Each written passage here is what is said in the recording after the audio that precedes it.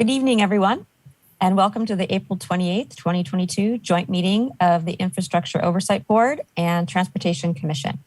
Welcome to all the board members, commissioners, staff, and members of the public who might be watching. Would the chair of the Transportation Commission, Mr. McKenna, please lead us in the flag salute. Please rise. Put your hand over your heart. Render appropriate honors. I pledge allegiance to the flag of the United States of America and to the republic for which it stands, one nation, under God, indivisible, liberty and justice for all. Thank you, Mr. McKenna. Mr. Rosales, could we get the roll call, please? Yes, of course. Tamala Takahashi. Here. Walter Brennan Jr. Here. Armin Abazian. Is he not here today? Okay. Jeff Vanderboort. I'm present. Perfect. Greg Jackson. Here. Vanessa Rochelle. Here. And Maria Coronado. Here. Perfect. Thank you.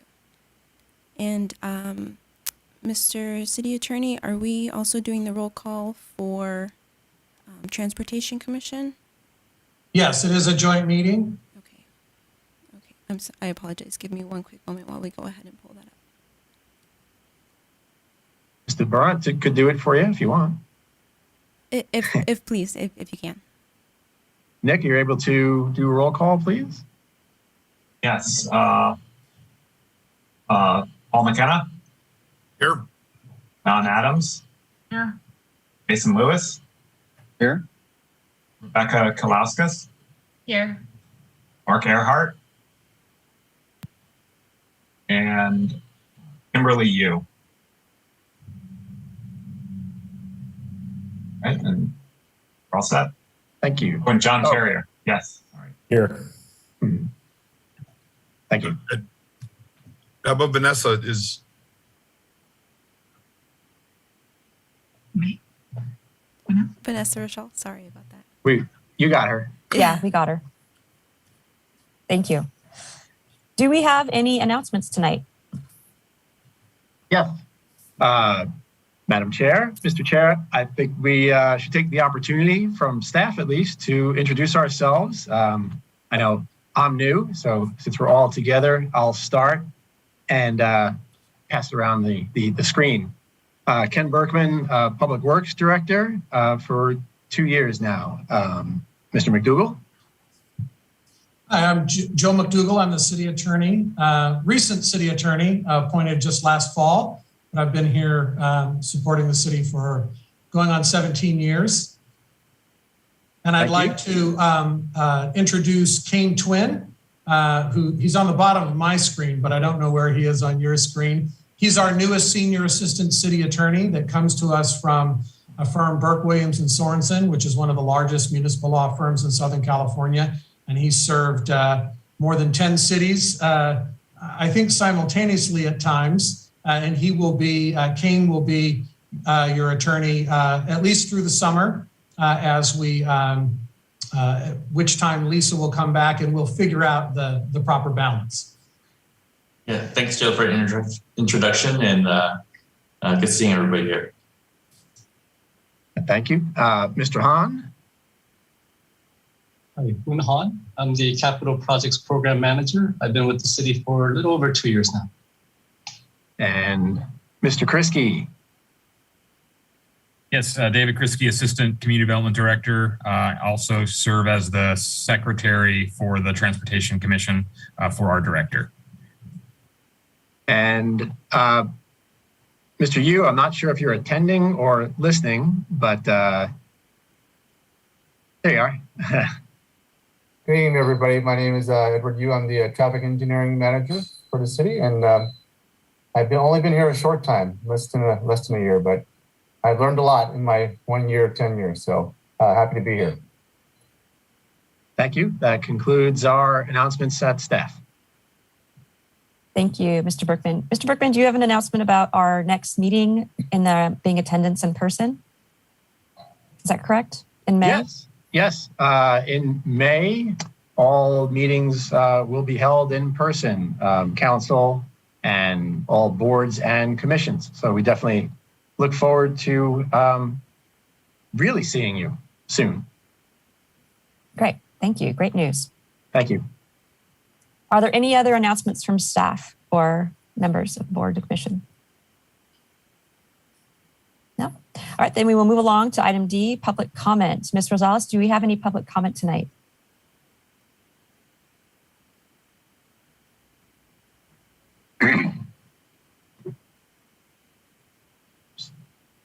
We do have one caller in the queue. Great.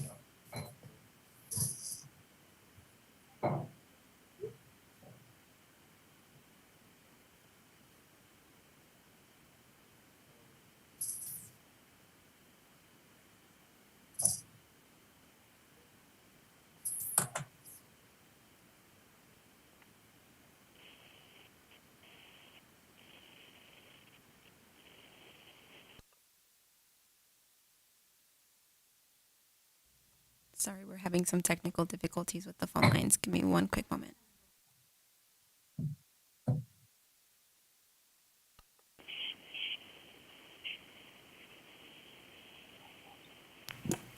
Roy, you're now live with the Infrastructure Oversight Board. Hi, good evening, everybody. I hope you're having a good Thursday night.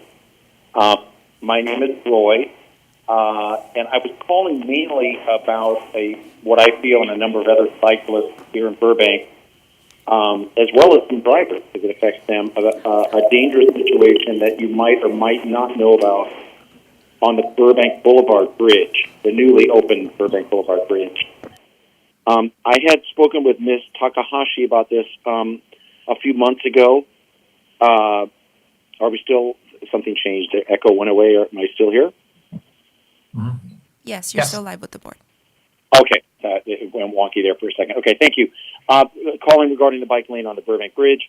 If you're not aware of the situation, if you're heading from San Fernando Boulevard on the bridge, there is a bike lane starting there. And there is already one, as you know, on San Fernando Boulevard. They did stripe a new lane on the bridge heading west towards Costco from San Fernando Boulevard. Where it gets very dangerous is at Front Street. The bike lane abruptly ends. There is no warning to a cyclist coming from San Fernando Boulevard that they lose their bike lane. So a lot of things come into play here. Now you're in traffic. Your only option is stay in traffic and descend down to Costco there on the bridge. You can only imagine, I'm sure you well know, how drivers are jockeying for position to get into Costco or turn right there on Victory. So also, a lot of riders, well, just hop on the sidewalk. Well, the curb is especially tall there, and there's a barricade across the sidewalk at the bottom. They don't want pedestrians or cyclists using the sidewalk on the bridge, on that north side of the bridge. They want everybody on the south side. There's, again, in Front Street, at that point, is at least 4 lanes if you want to cut across to get to the bike lane going down Front Street. I know it's probably kind of hard to envision all this, but just imagine being on a bicycle up there. I'm an experienced rider. I ride every day, and I've done a lot of cross-country, literally, to other states, and that's just me. Even I'm kind of concerned about safety on that bridge, and I ride every day in Burbank, absolutely every day. For a novice cyclist or a kid or somebody that's not comfortable out in traffic, this is a really, really bad situation. I have been in touch with the city council. I got passed on to David Kriske. He has been responsive, but I'm told there's issues with Caltrans. They are part owners of the bridge, if that's the right term, and there's a lot of layers to go through. What I'm pleading for is an immediate sign to be put up at San Fernando Road, warning cyclists, or informing them, I should say, of the bike lane ending at the top of the bridge. That to me seems like a relatively, again, I'm an outsider looking in as far as government and how it all works with signage. I know there's a lot to it, but for months now I've been calling for that. I do feel that that's an accident waiting to happen up there. And also dangerous for motorists, too, because all of a sudden now they've got cyclists in front of them that they didn't going up the bridge. In a perfect world, there should be signage at San Fernando. There should also be sharrows, what they call the stenciling on the road. You literally see a bicycle and the arrows to also try to get the attention of drivers. That also is needed on the eastbound bridge. Leaving Costco, going up over the 5, there's a very small sign that says share the road. That's not enough. It's everybody's jockeying to get either on the 5 or Front Street. There needs to be a lane, I feel, or better signage, bigger signage there on the Costco side. The lane does start at Front Street, going back down to San Fernando. But and just for your knowledge, I was in touch about this during construction, very early in construction, asking that, I know it's a big project, please, the city's pushing for people to bicycle and walk and everything else. Please take that into account. I was assured by several council folks on the council that it was in the drawings and everything else that everything was being planned out. And when it opened, I was sort of the one who sounded the alarm. Like, sir, thank you so much for your time. The 5 minutes is now over. Okay, thank you. Thank you for your comments tonight. Appreciate it. Bye. Yep. And we do have another speaker, Marva Murphy. She will now be placed with the board. Welcome, Marva. Go ahead, Marva. Thank you. Good evening to everyone. I am here. My name is Marva Murphy, and I am here representing the Burbank Advisory Council on Disabilities. We have a laundry list of items that need to be addressed in the city for public safety and that are inclusive of all populations residing in the city. And rather than take up the time with our laundry list, I would just like to ask and request that the Transportation and Commission and the Infrastructure Oversight Board have a joint meeting with the Burbank Advisory Council on Disabilities to go over some of the things that need to be done and need to be corrected, and those that and reviewing those things that are future planning, because there are many things in the city that have had to been done twice, costing the city double the cost because they were not properly installed or not properly addressing the issues of the disabled and senior population in the community. And at this point, that's all I'm going to say. I did request that to several members that the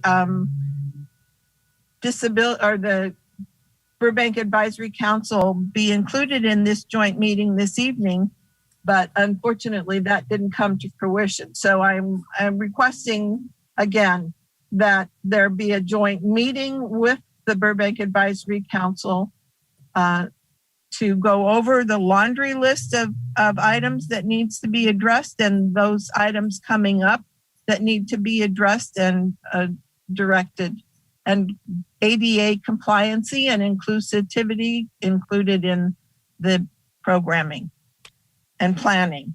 Thank you. Okay. Thank you, Ms. Murphy. Do we have any other callers tonight? Was it only 2? Okay.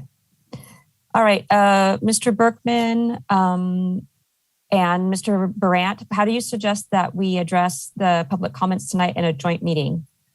What's the best approach? Do you have an immediate response to either of the callers tonight that we can have you speak on at this point?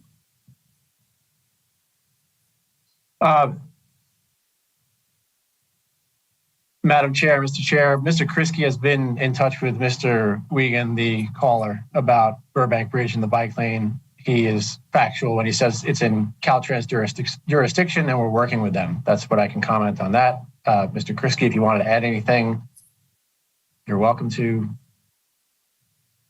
No, that covers it. And we've had some offline conversations about hopefully trying to resolve the situation to his satisfaction. Just we need a little bit of time and coordination with Caltrans to do so. And Mr. McDougall, I'm not aware of the Burbank Advisory Council being a city council represented advisory board body. So I don't think that is a request that we can fulfill. Yeah, there's nothing that prevents them from providing information for the other boards to, separately discuss and deliberate. Each of the boards, although it's not common for boards to exchange information in that way, because staff is usually working in a linear way, like with the capital improvement program or with priority funding on, Prop A, Prop C. But there's nothing that prevents staff from kind of orchestrating a discussion in some fashion. Typically, they have people will come to one board or another from the advisory council and kind of foster those discussions. So there are many different ways that conversation can occur. Okay. So I would add it is a typical request, be it of a body or of an individual resident, for infrastructure improvements or transportation improvements. Both of these bodies know that, and we consider them along with the myriad of other tasks and capital improvements and responsibilities that we have, for sure. So both bodies can consider that request in the future.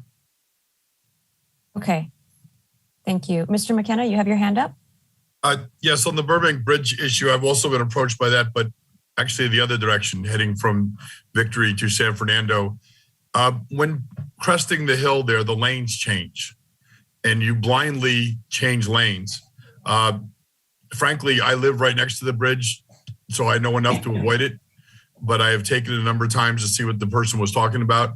And if you aren't familiar with the bridge, you go up and over, and where you're at the crest, where you don't have visibility, the lanes change. Now, I know because I've dealt with Mr. Kriske for years on things like this, especially that bridge, and I know that it is Caltrans, but I think we need to speak up because I don't know what the solution is. I just know that it's a bit dangerous, and that when you go up there, you find yourself in the wrong lane, you panic, you try and get another lane, and I think we're having a potential problem. But I was asked to pass it on, and that's what I just did. Thank you. Thank you. Thank you to both our callers tonight. I think both of the items that were brought up during our public comment tonight are examples that we can use during our discussion tonight of how these processes work and how the two different bodies, what we're responsible for. So I'll keep note of them, and then maybe we can bring them up later as examples of how the process can work. Okay, thank you. Any other staff or commissioner or board response to public comment? I think many of us share concerns about the bridge and also about the safety issues. So thank you to both the callers for calling in tonight. All right, let's move on to the next item then, item F, and we'll start with the approval of minutes for the infrastructure board. So Ms. Rosales, let's see, actually first, I asked for discussion first, right? Yeah, okay, so is there any discussion or any comments about the minutes? Yes, Mr. Jackson. Yes, thank you, Madam Chairman. And at our last meeting, we had extensive discussion about the capital improvement project programs. And we had also similar lengthy discussions at the prior meeting. And I, among others, expressed concern and opposition on the number of the proposed projects that were going to be funded with Fund 534. That's the Prop P monies. I felt some were not in the spirit of what the voters approved for capital improvements. I know our city attorney will tell us they do meet that. That's because his predecessor wrote language that is so broad, anything that the city does can be construed to capital improvement. I also expressed concern over the escalation of cost of a number of projects. The storage facility has gone from, I think it was about $3.5 million when this board initially was created, to now it's over 11. That's well over 100% increase, and that's not just inflation. I also expressed concern over the $1 million that are proposed to be put in for flooring. It's not defined exactly what the flooring is at the police fire building. I mean, that translates to well over $100 per square foot. You can go down the street to Lowe's and get carpet for $5 a square foot. I mean, staff said the reason for that was because they had to move furniture. Really? Anyway, I bring those issues up because when Prop P was approved, it was said that half of the 3/4 cents would go to bail out the pension obligation under PERS for city employees, and the other half would go toward unfunded capital improvement needs. And it was construed from looking at that list that we've looked in the past, that it would be things like repairing our deteriorating streets and also dealing with our parks, improving the quality of the facilities. None of that is in meeting minutes. And I want to know is how my comments, and I believe Mr. Vandenberg also expressed concerns over the use of 534 funds, is going to reach the city council. I think what the answer is going to be the meeting minutes, and the meeting minutes are woefully insufficient. Mr. Berkman, do you have answers to that? Thank you, Mr. Jackson. Mr. Berkman, would you like to respond? Yeah. City Attorney has his hand up. I didn't know if he wanted to comment on that first. Madam Chair, Mr. Chair, the city takes action minutes. Action minutes are for the purpose of recording an action taken by the body. Mr. Jackson's correct. Mr. Jackson quite often provides substantial discussion on items. The purpose of the minutes is not to memorialize the deliberations of the entire body, but the action that the body takes. The city's Granicus system archives and maintains the video from every meeting back to 2008-ish when it went live. And that footage is available for members of the community and the council to review the full actual words of all the members.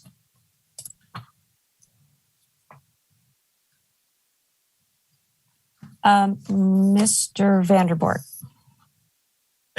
Thank you, Madam Chair. And thank you, Mr. McDougall. I understand your comment. However, by that same token, in our minutes that we are moving to accept, there is a far better detailed explanation about speed humps than about the what I consider the meat of the existence of this board, which is the approval of the use of the capital improvement or the use of the Measure P funds for capital improvement projects. So perhaps may I just simply suggest that a minor change could be added to these minutes, and that is where it says in the meat of the paragraph relating to the capital improvement project program, where it says including specific inquiries into Fund 534 details, maybe instead of inquiries, you can say inquiries and some disagreements of board members about the use of Funds 534. Something as simple as that might at least alert someone to maybe dive into the Granicus and decide to enjoy a couple of hours of searching. Perhaps we can do that, Madam Chair, if it's okay with the rest of the board, at least amend the wording to make it a little more of a minor flag for someone who might want to learn about it. Obviously, it says that the vote was 5-1 with one abstention. I didn't abstain, I had to leave the meeting, but having said that, that would be at least maybe both Mr. Jackson and I would feel a little more comfortable that some wording to that effect gets added. Madam Chair, if I could clarify, the meetings are not approved until the board passes a motion and by majority approves the minutes. So the minutes can be as exhaustive as you would like. And they could be sent back either with that direction or, members could redraft them. So what I said in response to Mr. Jackson's comments is the nature of the minutes, but they're not approved until they're approved. So a majority of the body can make them reflect whatever detail you prefer. Mr. Vanderboord, I have another idea possibly. So if you'll indulge me just for a minute, then let's hear from Mr. Brennan, and then I want to offer another option. Mr. Brennan? Yes, I just want to say I'm in agreement with everybody here, Mr. Vanderboord, Mr. Jackson. I'm surprised that Mr. Jackson's comments weren't involved in the minutes or the recording of the minutes, especially since the reason he was complaining was the fact that it wasn't explained why those flooring was going to be replaced, and replaced with what? As Mr. Jackson said, he can buy rugs at Lowe's for $5 a foot, but then there's different kinds of flooring in a police building and in a fire department building, which is combined. That means there's rooms where there's probably, shall we say, critical things being experimented with. There's a room where the fire department come in off the street and hose down their uniforms after they've been in a fire, for example, or an emergency situation. So that's flooring too.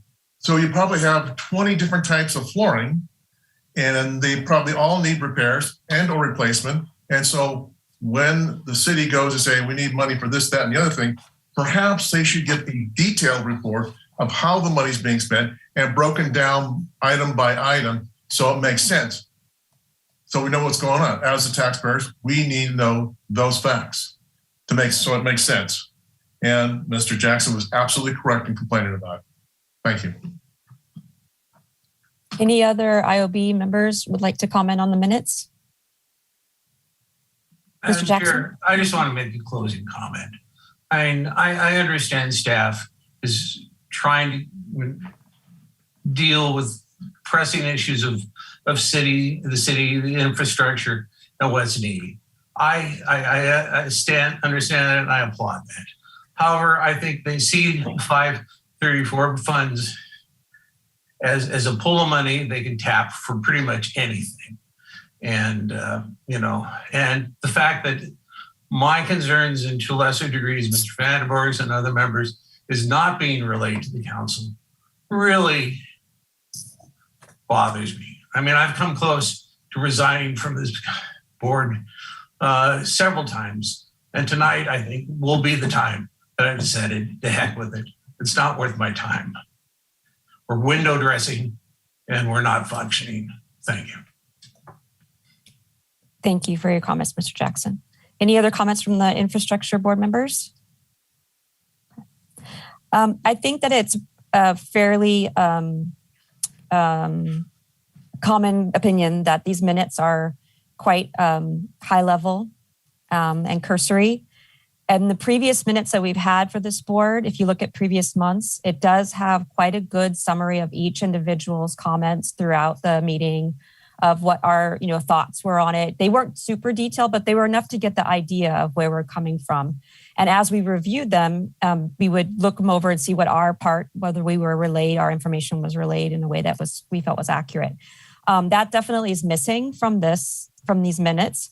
I also noticed that in the public comment section, which we don't get a lot of public comments, so to be fair, this is one of the first times we had more than one, there wasn't any indication of what the public commenters were talking about. So it says that the topic they were talking on, but it doesn't say whether they support, whether they have concerns, or what those concerns were.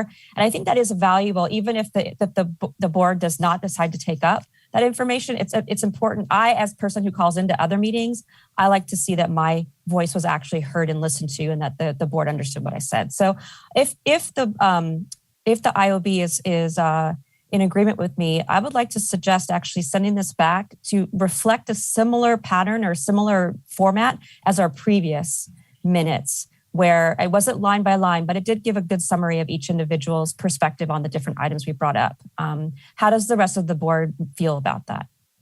I support that. I'm in support. In support. All right. Would someone like to make a motion then to do that? Or did I just make do a that? motion. I'll make a motion. Ms. Rochelle made the motion. Okay. And I heard another voice. Madam Chair, we'll need the motion on record. I didn't hear the actual motion. Okay, thank you. Ms. Rochelle, could you give an actual motion, please? Okay. I'll give the motion. Do you want? Spell it out what the motion is. Okay, so let's go back and have the minutes from the prior meeting.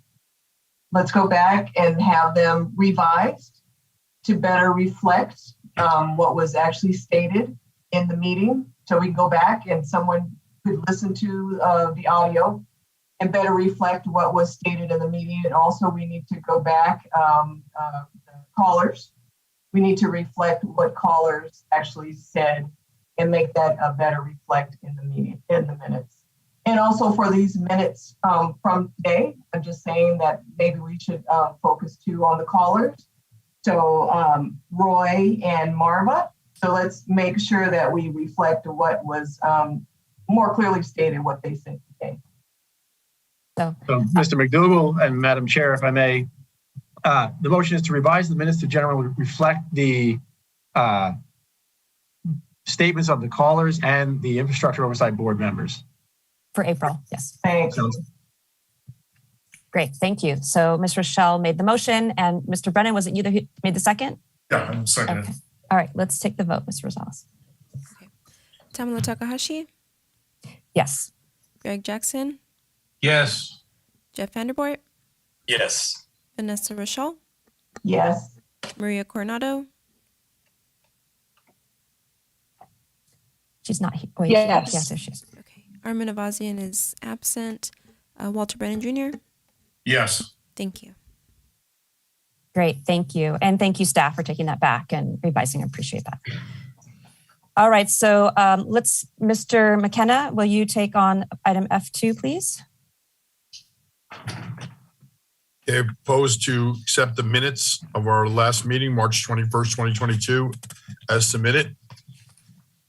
We have a motion. I'll motion for the minutes to be approved. Do we have a second? I'll second. All in favor? I think, yeah. We need to poll. Is Dave going to do that? Go ahead, David. Would you mind I'm sorry, who does that first? Sure, I'll do it. I'll do it. Thank you, David. There he is. Chair McKenna, Yes. Jason Lewis, Yes. Rebecca Kalaskis, Yes. Non Adams, Yes. John Carrier, Yes. and that motion passes 5 approve and 2 absent. Thank you. Thank you, Madam Chair. Thank you. All right, let's move on to item G, which is what we're all gathered here together for. The traffic safety roles and responsibilities of the two governing bodies of Infrastructure Oversight Board and the Transportation Commission. So who is going to present the material tonight? Mr. Berkman. All right, Mr. Berkman, let's get started. All right, Madam Chair, Mr. Chair, commissioners, board members, it's a pleasure to be here before you to talk about this item. So why are we here? Over the past year, the board and the commission members have expressed concerns that their roles with regard to traffic safety have been diminished since the elimination of the Traffic Commission, and that they'd like the opportunity to be able to bring issues they hear about from the residents to staff. The council also requested staff seek input from the two bodies to see how community concerns could be brought to staff's and, as applicable, council's attention for consideration and or action. Now, as we all know, with the passage of the city's sales tax, Measure P, the Traffic Commission was eliminated and the Infrastructure Oversight Board and Transportation Commission were created.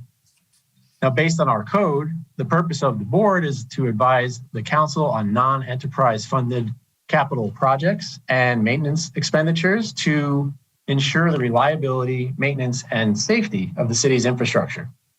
In addition, the board shall make recommendations on traffic programs such as parking. The board reviews our annual capital improvement program and our annual maintenance program and review their progress quarterly. Over the past year, the board has received presentations and have had discussions on a variety of related infrastructure topics, including an overview of how projects are delivered, an update on Measure P income and the pavement management program, and most recently, the city's speed hump policy. The board also serves as the primary recommending body for permit parking requests. The Transportation Commission is tasked with making recommendations to the City Council on transportation planning issues, including transportation element of the general plan, expenditure of LA County sales tax funds, state air quality funds, and other transportation grant funds. Over the last year, the Commission has provided input and recommendations on a variety of transportation policies and programs, including the city's transit electrification policy, analysis of the city's Burbank bus green route fixed route transit service, parking management, Metro and Metrolink services, and a review of the sales tax local return funds. The Commission also provides a public forum and makes recommendations on all transit service and fare changes, and has expressed an interest in providing policy oversight of the implementation of the city's Complete Streets plan.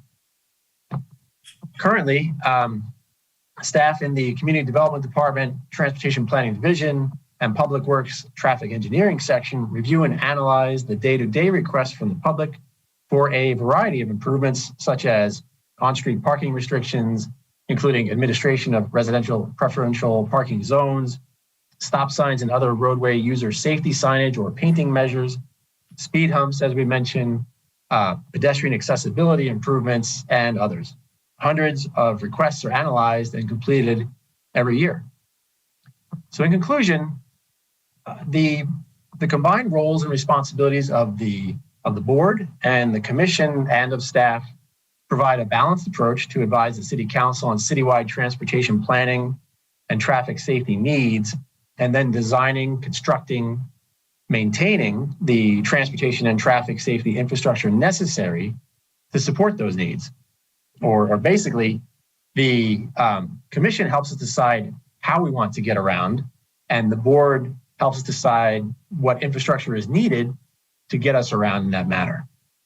So this agenda item's purpose is to seek input from each body on the roles and responsibilities assigned to each by the code, and how you can facilitate input from the community on enhanced traffic and safety measures. So that concludes our report, and we look forward to the discussion and answering any questions. Thank you, Mr. and Madam Chair. Great. Thank you, Mr. Berkman. All right. I think the first hand up was Mr. Lewis. Would you like to make a comment or question? I'll defer to Chair McKenna. Okay. Mr. McKenna? I was happy to go second. Sir, I previously was on the Traffic Commission for many years. And yes, you're correct. It was everything from red curbs, parking permits, and speed humps, and many of the things you recommended. It was also things like crosswalks and safety around our schools. Now, the presentation you just gave was very complete and really left very few holes, but that hasn't been the experience for the last year. The last year, it's kind of been the left hand's been pointing at the right hand and saying, well, that's someone else's responsibility when questions were asked. I mean, I can go back as far as the day before school, streets were repaved in front of Bret Hart and crosswalks hadn't been painted yet. And the principal literally called me at home and said, what can I do about this? And they were painted that afternoon. It's just things that we as members of the community have eyes on that sometimes the city doesn't see. I do have concerns about not just traffic, but traffic safety. And I do think that transportation has an effect on that. Obviously, the MTA on Olive, I think, is going to be a major change of pace for everyone, especially when they actually pointed out, they claimed that traffic would not be going down Oak and Clark. But we all know that's going to happen, and that there are 3 schools on those streets, 4 schools, including Herndon Middle School. So I do think there's some gaps, and I don't understand. So are you basically saying that all the responsibilities from traffic went to IOB?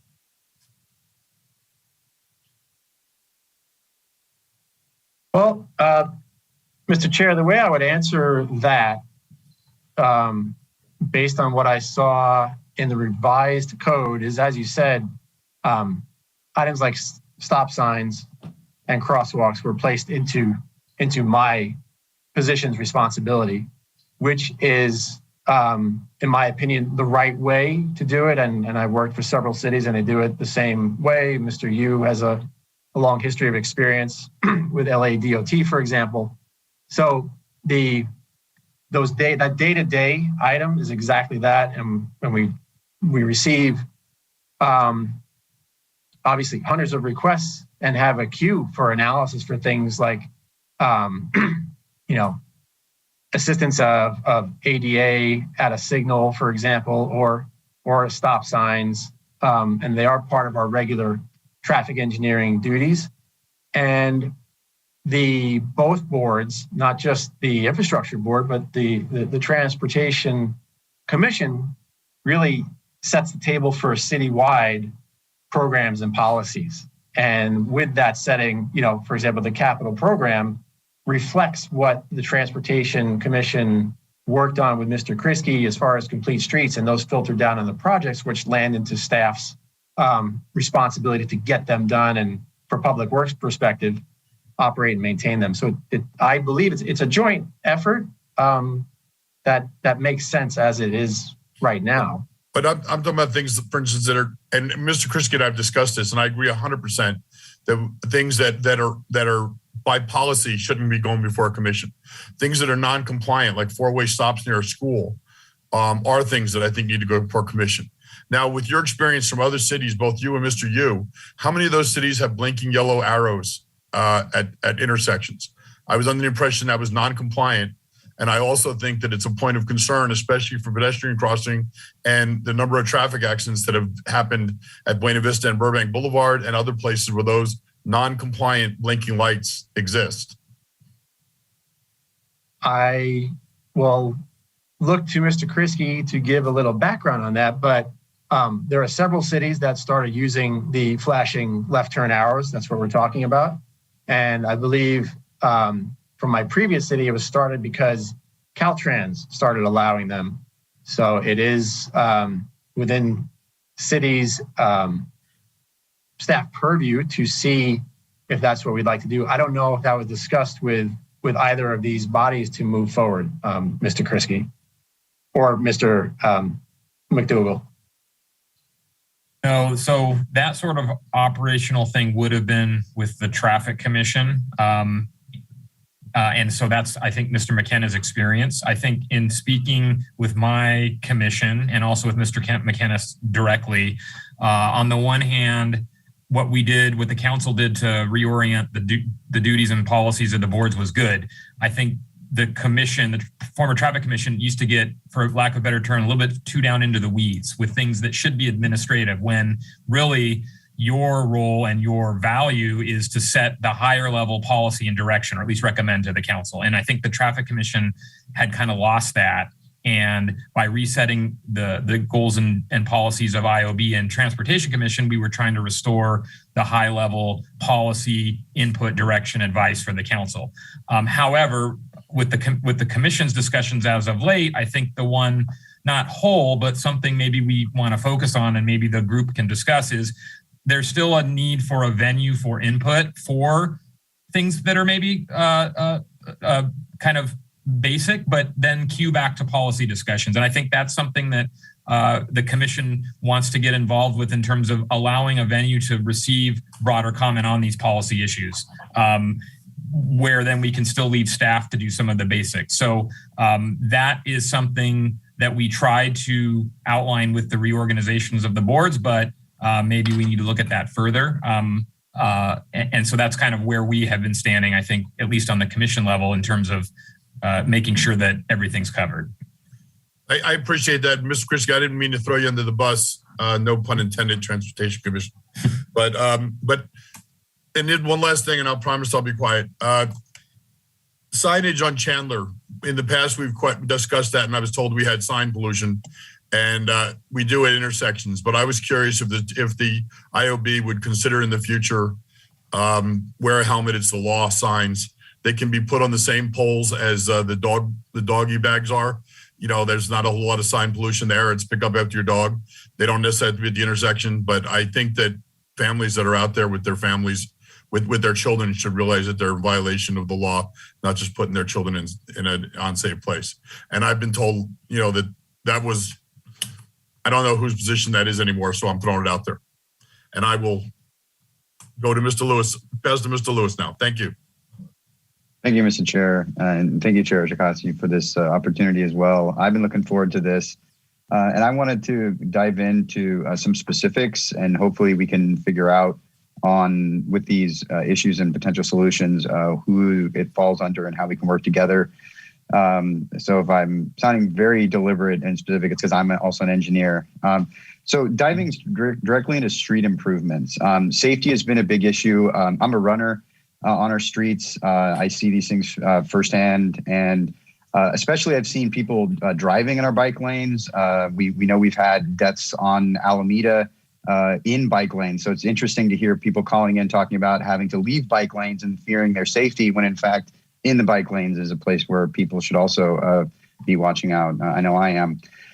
So something about narrowing the lanes is a great way to adaptively slow people down. It's something I'd like to propose. I don't know how we can get funding for that, whether it's a capital improvement or whether it comes from some of our funding, but and possibly adding roundabouts. I know that sounds ridiculous, but with a lot of the issues we've been having with speeding, we literally just had a death today, this afternoon, near the Metrolink station, and speed was involved according to initial reports. And it's, as someone who's on foot in our streets, it's scary. And as someone who's on bikes, and as I know people who I can speak even into the specific instance, but I think we should talk about these things because I know that they're going to, and the reason I'm bringing up now is I know it's going to impact other boards as well. We might want to get involved, the police commission and whoever represents fire. I know that safety is an issue with narrowing lanes and things. I'm sure the folks in IOB discuss the speed humps, and I know that's one of the big ones as someone who tried to get speed humps in my neighborhood years and years ago. The second thing is I noticed under the municipal code, new technology falls under the Transportation Commission, but I do know we're going to obviously be interfacing with infrastructure on this, but cameras and ways we can integrate technology with enforcing infractions like speeding, maybe seatbelts, Paul was just talking about helmets, things that we can do that would free up our police force into focusing on the more serious interactions and focusing less on traffic. I think for two reasons. Number one, we only have a certain number of officers we can deploy. And we have cameras are what you would call force multipliers. And we could potentially get it out there that this is happening, slow people down. I'm not talking about people slamming on their brakes at intersections, by the way. I don't want that. I do want ways we can implement technology that enforces and encourages good behavior, not punitively harms people who are just doing business in our city. And the last thing I would is encourage possibly maybe another overlap with the police commission. I know I'm interested in talking about this as where the line between safety and misdemeanors and felonies occur with vehicles. I know it's going to be an issue when it comes up with the new BRT that's coming through our city. We're going to have to figure that out. But I do think that we should start maybe a special commission agenda that talks about some of these major issues that overlap all the three of us, that we can get to the council to discuss and find funding, because I think we need to start acting preemptively. Our police and other safety folks are reactive. They show up after something happens, and we want to start getting our engineering and our infrastructure preventing these things from happening in the first place. Thank you, and I hope we can get some measured results out of this meeting. Do we have any responses from staff right away for that? Yeah, Mr. Berkman. Yeah, sure. Appreciate the opportunity. Madam Chair, Commissioner Lewis, thank you for the comments. The good news to specifically address each one of the items that you're talking about, lane widths and roundabouts and cameras for enforcement, they're things that we consider in collaboration and coordination with each other, meaning Public Works and Community Development, my engineering team and Mr. Kriski's team.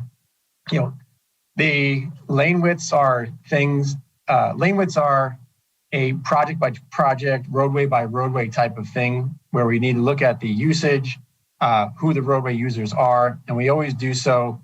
We do have kind of an internal policy, which really floats down from Caltrans, but with our local control of it. You know, even an arterial like Hollywood Way has 10-foot lanes on it to accommodate bike lanes, but there are certainly certain areas where there's a lot of major truck traffic, and you do need the 12-foot lanes. And it's that balance. We always seek with you safety for all users of the roadway. And that's definitely, it's a more prevalent, focused goal to enhance pedestrian and cyclist safety. So I appreciate that. Mr. Kriske knows, Mr. Yu knows, I'm a big fan of roundabouts growing up back east. So I hear you on that, and I've already thrown that out there, but it's something that can work in the right spot again, just like lane widths. And to be clear for everybody, the roundabouts are the larger circles on more larger roadways. Some people call traffic circles roundabouts. Traffic circles are in typically residential neighborhoods, a traffic calming, a complete streets kind of element to slow people down as they go across an intersection. So definitely something we are looking at. I can't speak for the police department themselves, and from opinion from Mr. McDougall, you're more than welcome, of course, to let us know any history or discussions previously. But I know we work together with the police department on cameras on our facilities for safety and security. They consider, as we move through our programs and discussions with departments, if that is the right thing to do.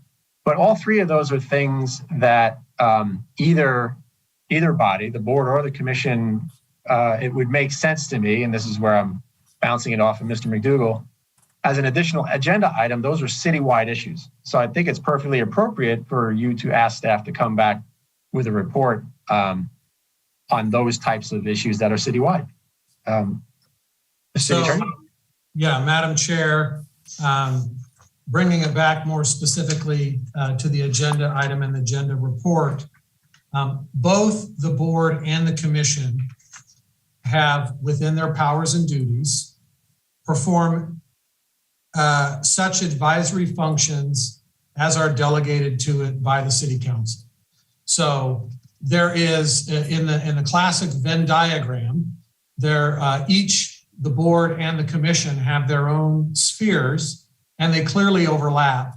The specific word safety is not in either of your powers and duties, but it's implicit in every project. Every capital project has some safety element or purpose to it. At this point, Burbank is 111 years old, and every project is a redo of something else, right? So there's some purpose to why we're changing. There are no more open fields that we're developing. So this is a process of incrementally improving transportation and likewise increasing safety. So, and both of these bodies have this open-ended authority for any such other functions. Mr. Lewis raises a very good point, and that is that almost every board and commission in this town, and there's 20 of them, has an interest in overlapping issues. And I would often say to the Traffic Commission, as we were talking about the Brown Act, I know you all just went through traffic to get here, and I know you're all really upset about conditions that you went through to get here. Unfortunately, we can only talk about the ones that are on the agenda. And it can be very frustrating, particularly when these boards and commission only meet once a month. And yet, on your way to the meeting and on your way away from the meeting, you're going through the very issue, you're traveling through infrastructure, you're dealing with traffic or transportation. So to answer the first question, you both have the ability to deliberate on any other issues delegated by the council. And to be sure, for any of you who were watching the budget meeting, and for those of you, particularly the Infrastructure Oversight Board, you see the transportation improvements in the capital improvement program and the issues of speeding and racing in town, and the very incident that Mr. Lewis talked about today, which was vehicle-on-vehicle collision on Front Street. Council and the community wants the traffic safety issues brought under control. So the question from a policy perspective is, what body should this go through? How should that recommendation proceed to council? How should council give direction, in terms of funding priorities? As Transportation Commission knows, the flexibility of your funding sources is very broad. Likewise, Measure P money is general fund money, and the Infrastructure Oversight Board has been adamant about not only increasing the percentage of Measure P money, but increasing the share of general fund money that likewise goes toward infrastructure improvements. And so, all of this is possible. It's a question of where is the starting point. The starting point is the community's concern. And then the next point is how staff route those issues and the professional work through the boards and commissions. And just like with the greenhouse gas reduction program, I think it went before almost it probably went through about 5 or 6 boards and commissions to share where those greenhouse gas reductions were going to come from. And likewise, the roadway safety programs that have a planning component and a funding component will likewise go through both boards. And so how do those projects initiate? And so as Mr. Berkman answered to council on Tuesday night, there are projects already in the CIP and already in the work program to work on the signal synchronization part, or the desynchronization to the extent it incentivized speeding when Glen Oaks is 2 miles of green lights in the middle of the night. So staff is working on that. And then all of these other components, traffic circles and where they go, speed humps and where they go, how they're funded, how they're allocated, where they go first. There's a policy about how those get routed, who makes the last recommendation, or is staff going to collect the recommendations? And what if the recommendations are different, from the boards and commissions? And that's all very important. And so but at the end of the day, both the commission and the board have the authority to have overlapping authority, and council should be asked, how for the special projects that are beyond what's already in the CIP, that's already funded through our, county funding sources and already in the CIP, how does that come forward? Is there a concern that one board speak first over the others, or is it really to provide the broadest vehicle for community input? Thank you, Mr. McDougall. And I think what you just said is why we're here tonight, is to understand that process and understand how the policy works and where do things start, where do things go through, how do we know which body will address it. So for the 2 items that Mr. Lewis brought up, for example, with the cameras and with this safety measures on the streets, how would that start? How would that go through? Which body would take it? If Mr. Lewis wanted to bring up the concern in transportation, would it go through them first? Or if one of us wanted to, how would that work? I think that's what the question is, Mr. Lewis, right? Is like, how would that get started and how would that go through? Can I ask Mr. McDougall a question that Tamela and I were just in a meeting with our assembly member, Mrs. Friedman, and she was talking about an assembly bill that would put cameras up. They wouldn't be a ticket like a speeding ticket. It would be a ticket more like a parking ticket that would go to a vehicle for 10 miles over the speed limit, things of this nature. But it would be able to happen with greater frequency, and patterns of behavior and things of that nature would be documented and allow us to, without taking police officers necessarily, tying police officers up for simple traffic things before they become a disaster. So do you know anything about the status of that, Mr. McDougall, or am I coming out of left field? Well, so I don't know the particulars about Assemblymember Friedman's bill, but red light camera programs have been in place for decades, and some of them have been challenged and failed, and some of them may still be in effect. But there's a lot of controversy And that's an issue we'd have to look at. Her bill was for speed, though, Mr. McDougal. I know you're the red light camera, but the new thing about this would be for speed. So there's a lot of issues. First of all, there's no criminal penalty attached unless it goes through hands, right? The camera doesn't issue a ticket. So there's questions about how the system is set up. Does it go through the police department?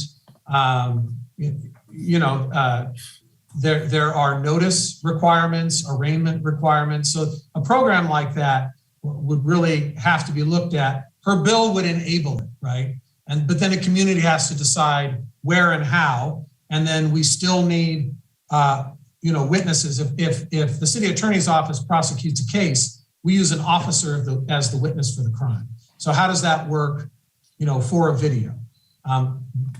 Our office doesn't actually appear on speeding tickets. Those go to Glendale Court. And those get tried over there. We haven't been asked to appear on one in years. So there's a lot of questions. A lot of that is how the court has actually taken our own infractions out of the Burbank courts and pushed them into Glendale. So there's a lot of hows. It's not. I don't have a no answer. I have that's interesting. I don't know exactly how it would work because there's a lot of issues. I apologize. I didn't mean to blindside you. No, it's a good issue. And so when I say red light camera, I say that because that's probably the most mature program that's been out there. And there's no one way that has succeeded over time. And so we have to look at it. She recognized a lot of the concerns that you have, and that's why she said it wouldn't be necessarily a ticket to your driver's license, but it'd be like a parking ticket that would be assigned to the vehicle. And hopefully, like I said, it would establish a pattern of behavior. Is that the way you understood it, Chairperson? Yeah, and I do want to talk about this, but I think, Mr. McDougal, we are getting a little bit into a specific discussion about items. And, back to my original question before Mr. McKenna brought that important issue up is that, there are many issues tonight that have been brought up. And I imagine that Ms. Kalaskis and Mr. Jackson, Mr. Vandenborg have also issues they want to address. And the question, I think the big question here is how do we get these items in front of either, to talk in front of the board or the commission, or how do we process these items so that we can address each of the items that came up tonight that can be addressed? And then how do we know who to move them through? Do we move them through transportation? Do we move them through infrastructure? That's the question I'm asking tonight that we're trying to parse. So my recommendation procedurally is that each body have an agendized item on traffic safety. Okay. So you would need to follow your agenda setting process I think we all follow the same process, but you would need to agendize, and the board would have to talk about what its interests are. Now, I see Ken leaning forward on his seat already, and wait, let me finish.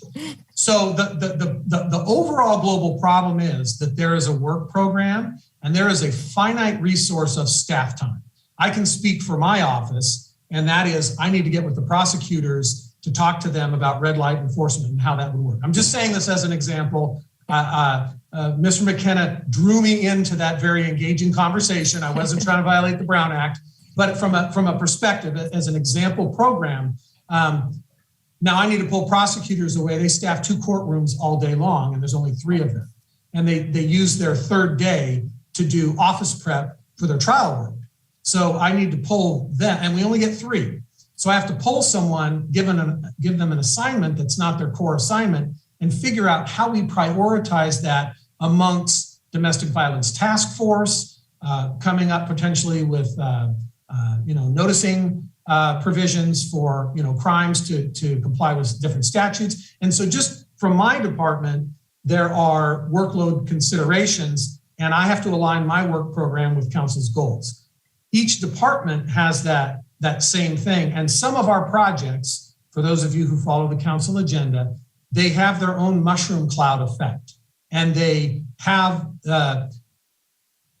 projects that are already part of the work program have the effect of absorbing tons of staff time. So what is important is for council to be able to prioritize and then give direction. And so in order to give the board or commission a voice, I think the easiest thing is for the board to agendize, let's talk about traffic safety. Now, I say that and in order to let Ken off the hook, realize that he already has a work program and things that he has to bring forward on the CIP to Infrastructure Oversight Board. And likewise, David and Nick have a program and a schedule that they have to bring before the Transportation Commission. So those topics are going to compete with the existing work program that council is considering. They're wrapping up the 21-22 work program, and council is in the middle of considering the budget for 22-23.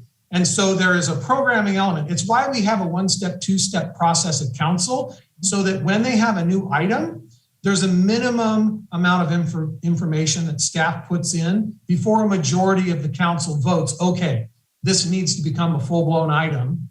And so likewise, without stifling the board or commission from being able to talk about something that's important, if you can lower the bar and have a discussion, and then, you know, that could be advisory to the council. We're chomping at the bit to be able to address these issues.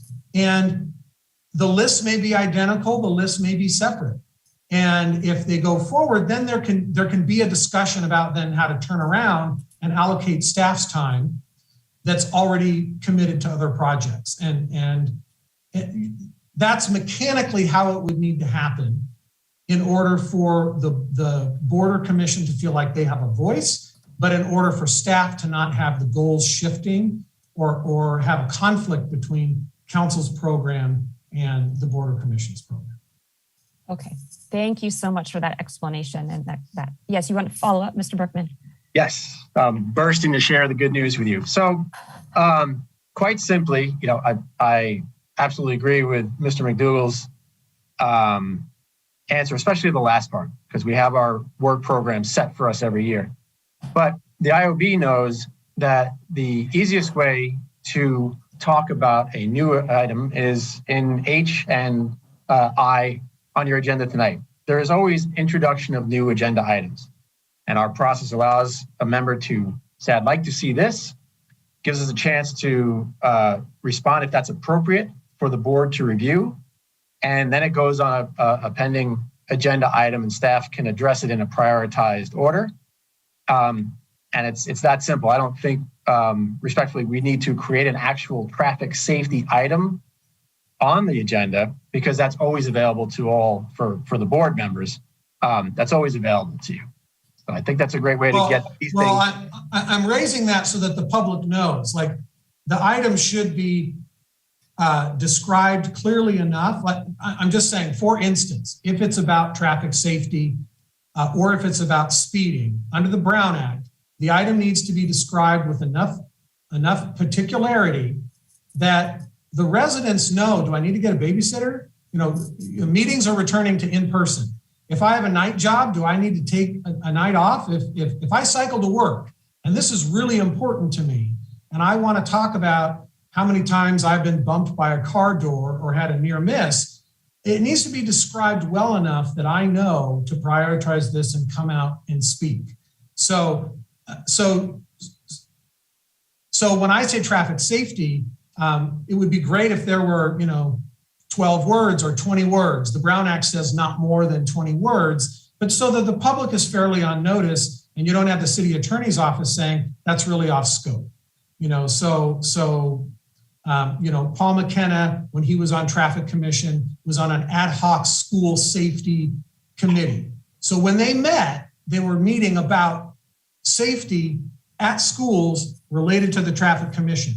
So the item should be described enough that the public knows and that we can somehow have a boundary around the topic. We've already talked about several mechanisms to increase traffic safety, whether it's software and signals or hard improvements or lane widths, traffic calming, whatever.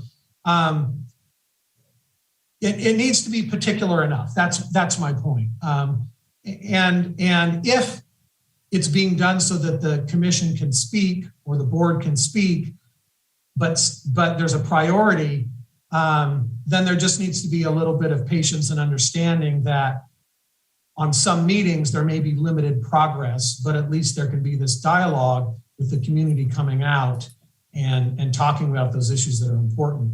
And then that it's properly memorialized in the minutes. I absolutely hear when a board or commission member is passionate about an issue and it's not in the document that memorializes it.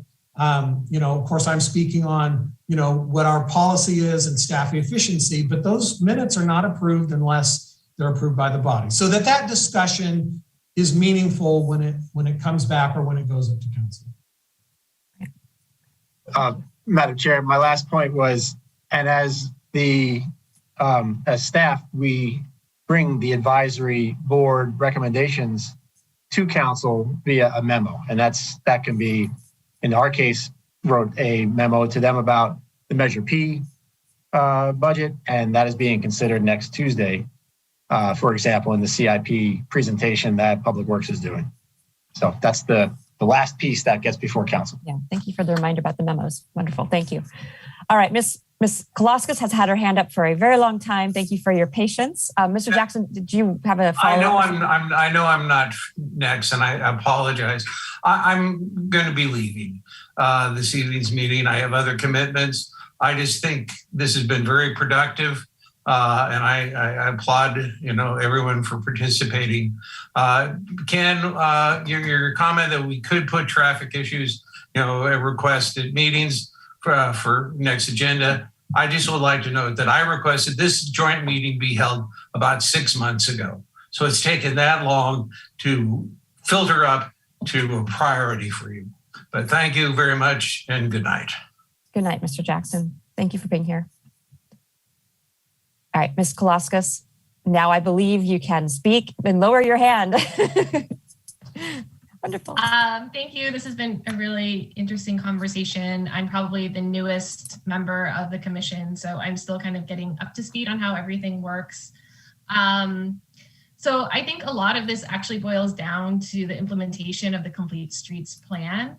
And my concern is that this is just an aspirational plan. I am a transportation planner professionally, and so I know a lot of these plans end up just sitting on shelves collecting dust. And I think it seems like it's really the infrastructure board's responsibility then to ensure that these projects are funded and constructed. But they also have a lot of competing priorities. And so I guess my question is, how are we ensuring that the complete streets elements are prioritized on the infrastructure board's or the capital improvement project list? And I had previously suggested or requested to Mr. Kriske that we have quarterly check-ins on the progress of the Complete Streets Plan. And perhaps we could make that a joint meeting of the IOB and Transportation Board moving forward to ensure that everything that the Complete Streets is being advanced and being put on the budget. One question I had is I noticed there's a lot of construction going on Magnolia right now near downtown. It looks like it's a BWP utility project of some sort. And my question is, are the complete street elements of the wider sidewalks, safer crossings, is that going to be incorporated when the street is reconstructed? And if not, why not? And how can we avoid that moving forward so that when we're taking on these infrastructure projects like repaving or any utility work, that the streets are being repaved with the complete streets elements?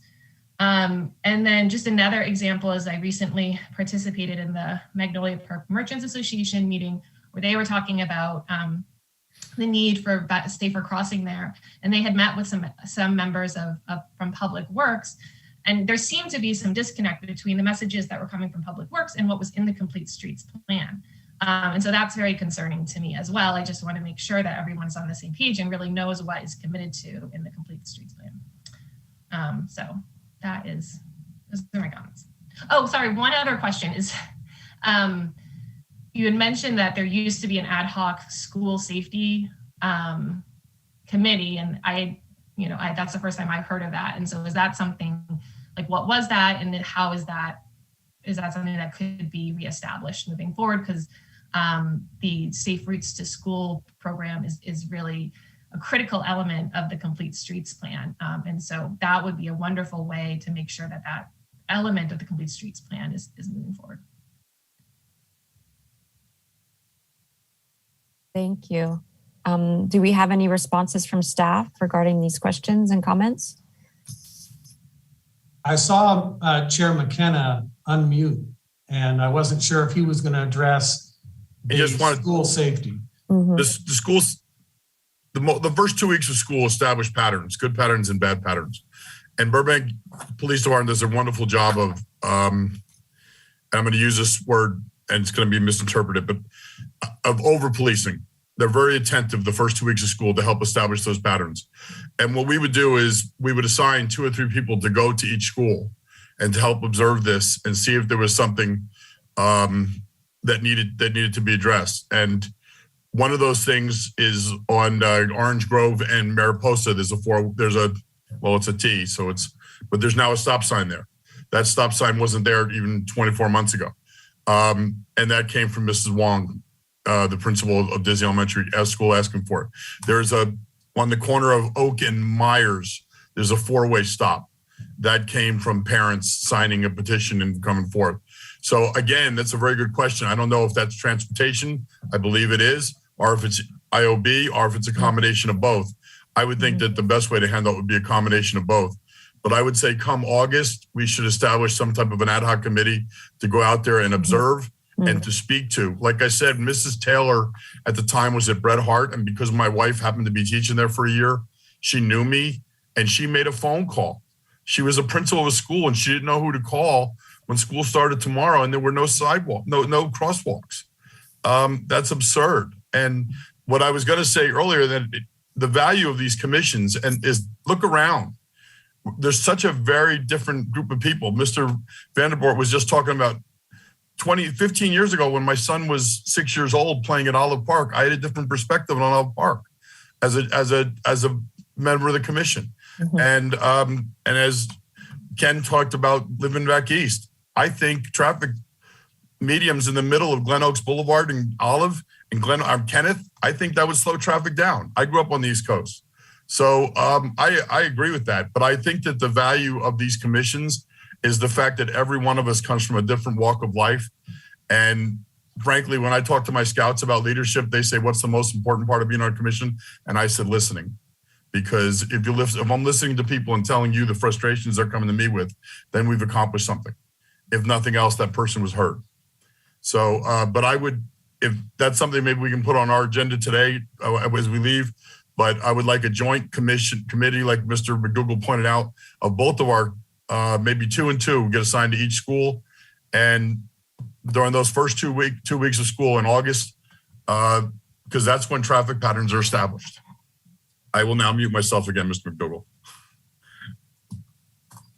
Okay, thank you, Mr. McKenna. It sounds like, did you make a motion, Mr. McKenna? I wasn't sure if it was an official motion or if it was more of a. I'll make a motion on our future agenda items because I don't know if it's appropriate to make a joint motion.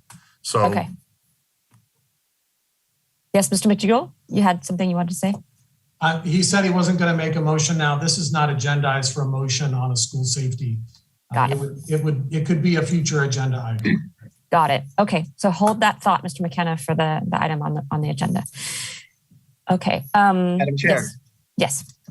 So, a commissioner, with regard to the complete streets, Mr. Krisky is here. CDD and Public Works work very closely together to make sure those are getting done. They're a high priority for council. They were just adopted. The program, the plan, just after I got here. So it's a year and a half. There are already 3 projects that are in. You can see them in our capital improvement program. We consider them even with every land development project, major land development project that comes through. So there are many ways we can implement those, and we are seeking and doing them. Whether the commission receives a quarterly update on those specifically is up to the commission. The IOB, by the code, receives quarterly updates on the capital improvement program. So they see those projects in the works. So that is a way for commissioners to see what's going on as well. Could we? Mr. Krisky's pretty attentive to us. Transportation Commission, sorry. Could you repeat that? I'm sorry. Is it possible for the Transportation Commission to receive that update as well? It's a public document. Okay. So what we've talked about on our commission, which I've been a little delayed with it, but I'm working towards what Ms. Klauskas has mentioned, is having some sort of periodic update with our commission to, we have this policy document, it's in place, the council set it as a priority. Okay, here's how we're implementing it. Here is where we're at, whether it's with CDD or Public Works or both. And then here is the opportunity to identify future priorities within the plan, so that as projects get completed, the commission is more at the earlier stage of recommending the next priority. The other area that we haven't talked about, which I think would be valuable, is, as Mr. Berkman mentioned, it's not all capital city projects where this is getting implemented. It's important that the policies are also being directed at all the private development and making sure that our guidelines and requirements in the Complete Streets Plan are getting translated into objective standards. This is important with projects like, for example, Pickwick, where we have very limited ability to ask for stuff if the project is meeting all of the municipal code. We can't just ask for extra stuff. And the Complete Streets Plan is a plan, but it's not a code yet. So how can we translate some of those guidelines into objective standards that we can apply to every project, whether it's a plan development or a ministerial project? So that's the other area where I think there needs to be some discussion to make sure that the Complete Streets Plan can be implemented, not just on the city's infrastructure backs, but also on private development. So, and then the final step of it, and this is probably the trickiest, is how do we measure our success? So we're building the projects and we're moving through the list. Is safety improving or is it not? And if not, then what can we do to pivot to ensure that? And so it's hard with safety statistics because you have to really pore over them and kind of interpret them. And you can't see safety trends quickly because thankfully, accidents aren't, there's a lot, but there's not so many that you see a trend. But how can we measure? The Complete Streets Plan talks about how we should measure our performance. And I think the commission could be a place where we review how we're doing to then send the advice up to the council.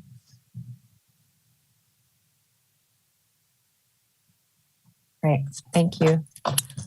Did that address your questions, Ms. Kolaskis? Well, I guess, yeah, the only other issue is just like how moving forward maybe this has been addressed, but like my example of the Magnolia Boulevard utility project that's going on and whether or not Complete Streets elements are going to be incorporated in that when they repave the street there. Because it's going to cost us longer in the long run to do these as separate projects as opposed to coordinating up front. So, Madam Chair, if I can just, that project is a stormwater compliance project that resulted out of a Clean Water Act enforcement action. The funding, as you folks know, is narrowly limited to trying to separate and reconfigure stormwater drains, specifically drains separating Magnolia Boulevard surface drains from the Magnolia Power Plant surface drainage system. I don't believe it has any component and is on a time frame, frankly, to meet the requirements of the litigation rather than to do street planning. So I realize those requirements seem disjointed. They are disjointed because this is a very specific purpose to satisfy regulatory requirements.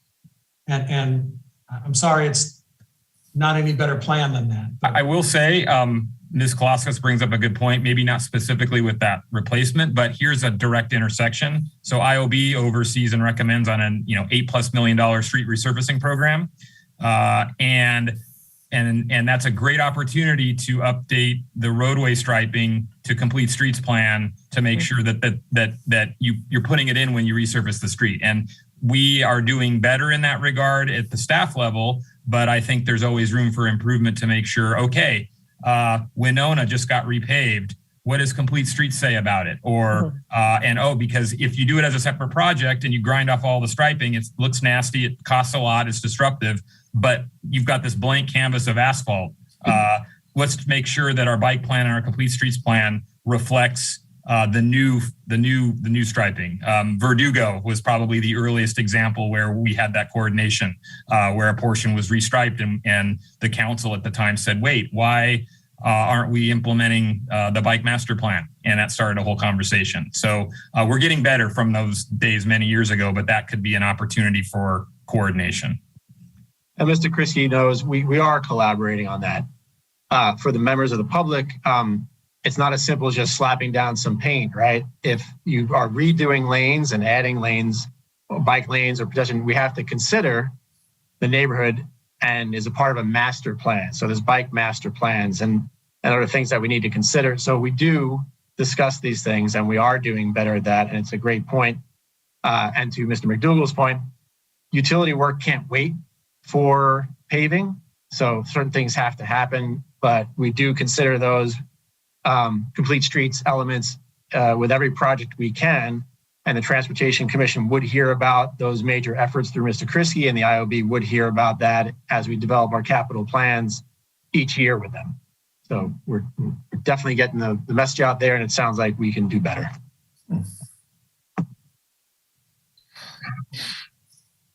Great, thank you. Is that address your, okay, great, thank you. All right, next up we have Mr. Vanderbort's hand is up. And you're on mute now. 1 second.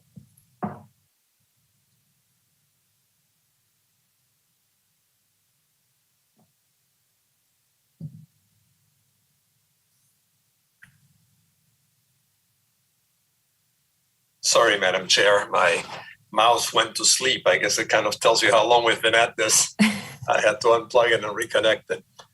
I have absolutely zero items to discuss that for me are music to my ears, what I have heard all this evening, but none of it has anything to do with our agenda, more or less.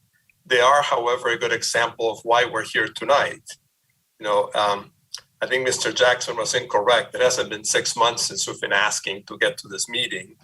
If we go back, Mr. Berkman will probably find it on the agenda, or maybe perhaps he placed it on the agenda when he arrived, because this came up as a question as to what can we as a board, an infrastructure and oversight board, discuss with respect to traffic safety issues more specifically.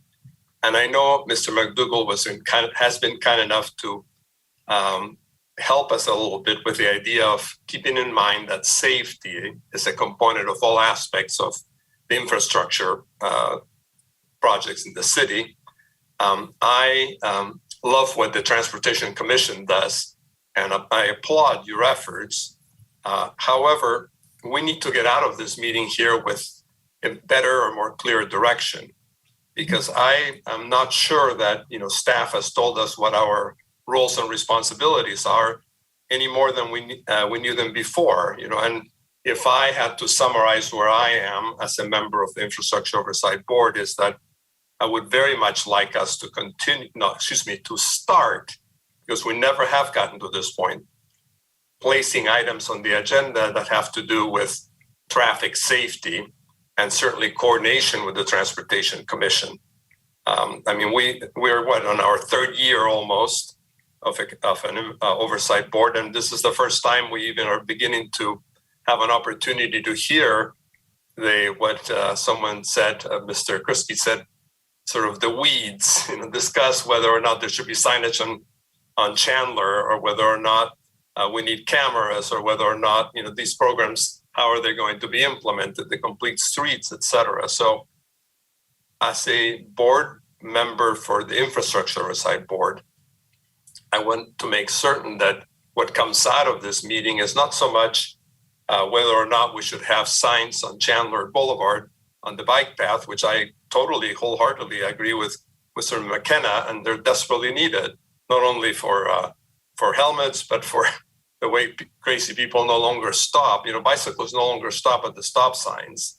I think, it's been so long ago that we had actually police enforcement at the beginning, and that, we're just long forgotten. But to make a long story short, what I want us to do tonight is what's on our agenda, which is to decide how do we, as an infrastructure oversight board, with the accommodation of the Transportation Commission, where we don't step on their toes and we don't necessarily ask staff to do additional work, we get to the point where we can add to our agenda specific traffic safety issues. I mean, long ago, I have been asking to discuss issues related to the timing of signalization, and it just kind of got pushed aside until this meeting came to pass. So I'm leaving this meeting with the expectation that as an infrastructure oversight board member, we will have an opportunity to ask through Mr. Bergman for staff's efforts to respond to specific issues of concern.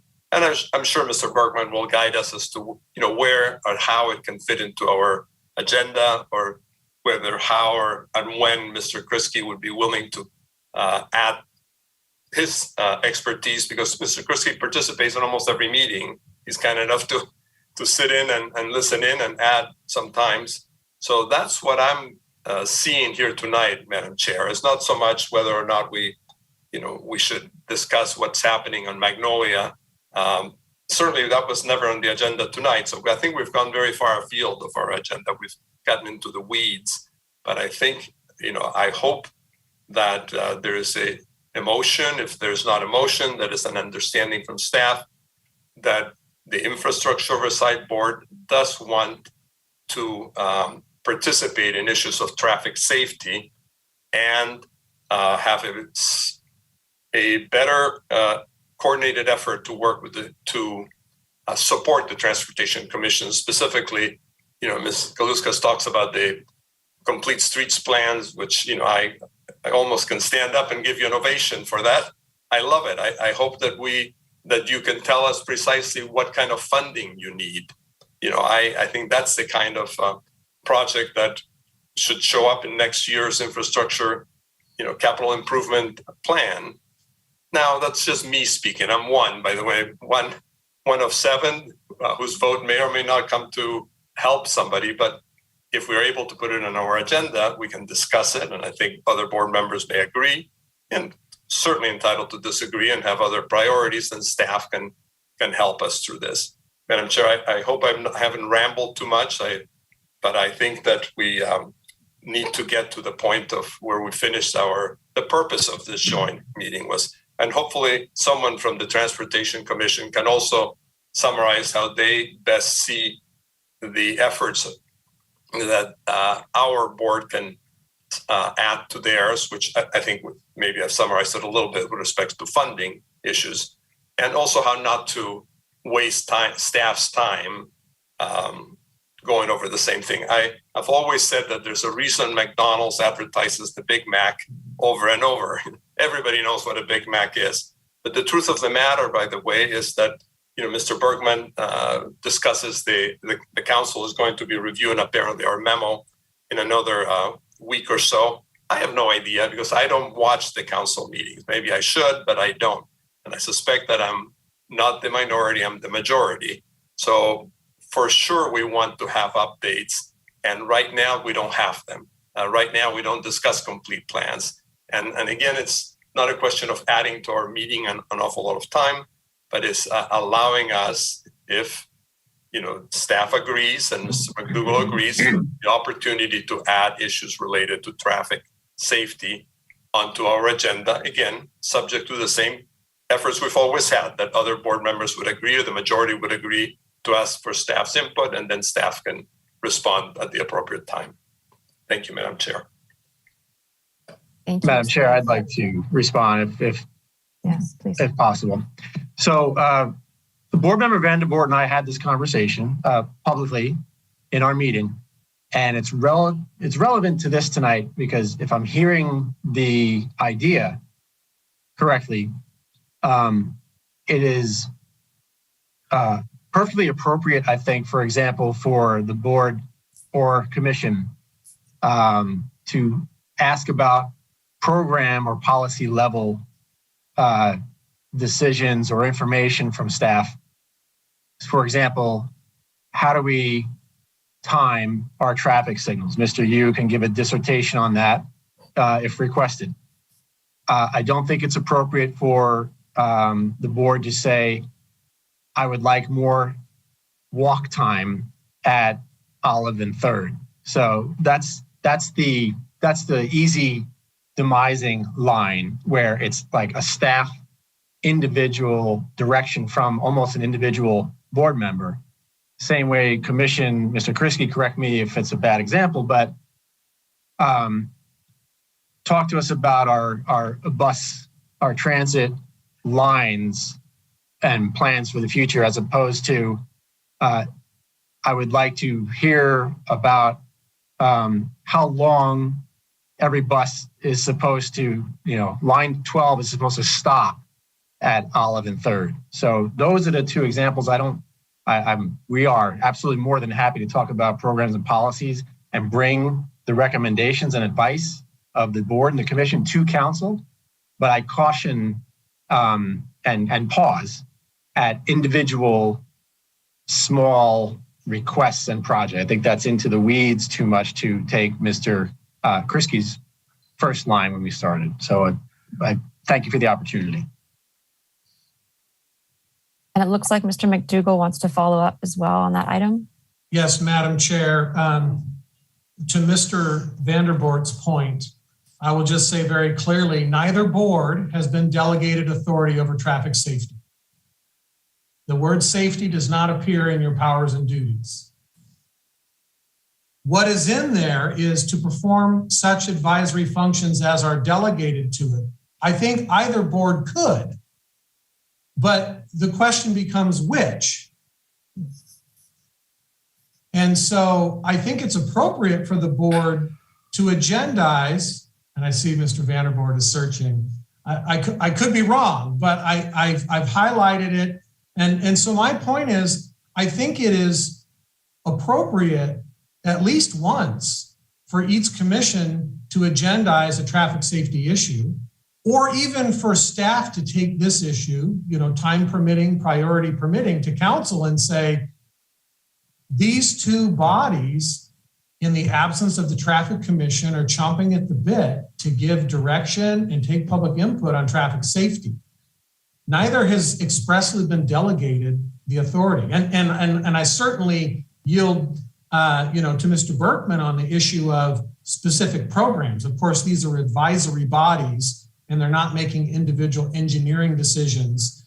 But I think there's a great deal of overlap, and it's certainly possible. But for both to continuously agendize traffic safety is going to be sending at least 3 staff in each department doing duplicate work, or the same people appearing at multiple meetings to have the same conversation with 2 different bodies, giving the same or different advice to council. And so I think there's overlap, and I think certainly there's at least one discussion. And I think that the former council member and former mayor would not disagree that council needs to set a priority so that staff time is efficient, and that council gives direction on which body should be providing the advice. Where does the public know to go?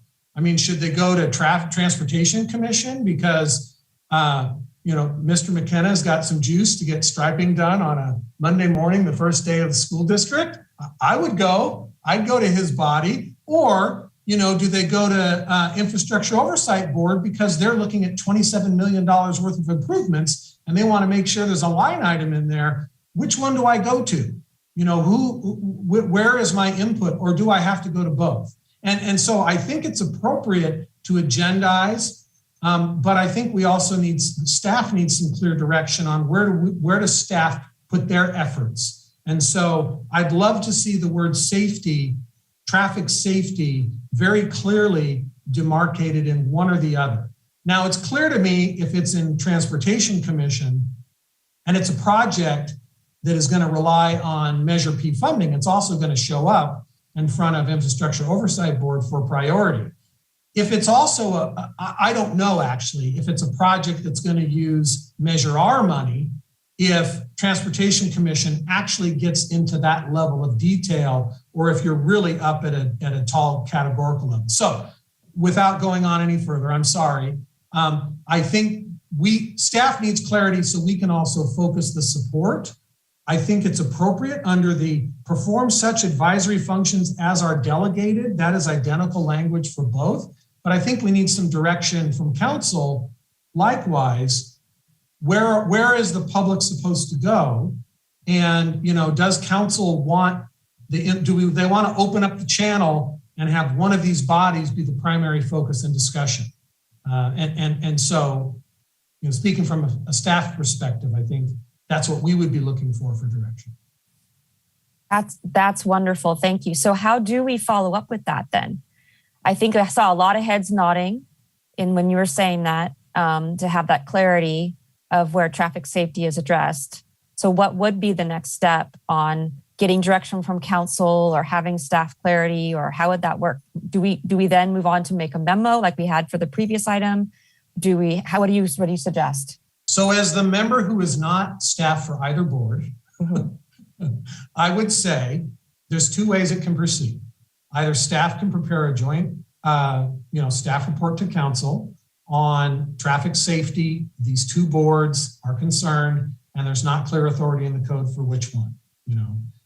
Staff take that forward to council, or each board have its own agendized item on traffic safety, and then that could also get forwarded to the council. I think those are two different ways, but as an ongoing item, I think it presents confusion to the public and to staff on which board do they focus on if council hasn't given clear direction. Agreed. For this particular topic, does somebody who has their hand raised want to talk on this topic? And Mr. Lewis? Yeah, I had a crazy idea, and maybe somebody could tell me. We got a lawyer here, so there are a couple, so we can tell us if it's legal or not. Ms. Murphy calls in almost every meeting. I didn't want to take any thunder away, but you said you have multiple callers, because normally she calls in our meeting. But she's a member of the Burbank Council on Disability, and she's appointed herself as someone who calls in. And that gave me inspiration to think, why can't we just either officially or unofficially appoint someone? I'll volunteer myself to be the liaison to the Infrastructure Oversight Board, so that I know, or one of the commissions knows what's going on, and then can either speak as a public member, clearly as not a board member, but to either be knowledgeable and to be able to talk on the items with some authority.